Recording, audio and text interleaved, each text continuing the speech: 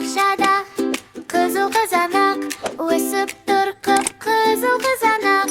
Бақшада банан, алма, киви де жайқалып тұр бақтарда. Алма күреп бұтақта, жап-жасыл боп тұр киви. Бананда тұр бақадарда, бәрі бізге сүйкімді. Мен қып-қызыл қызанақпын, бақшада жайқалған. Балалар, қызанақты салатпен асқа қосып жеңдер. Құрамында түрлі дәрумендер мен пайдалы минералдық тұздар бар.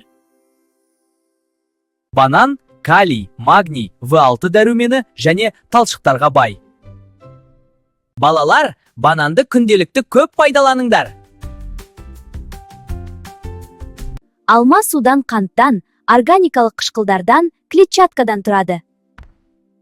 Және де балалар пектиннен тұратын дәрумендер мен минералдарға өте бай жеміс.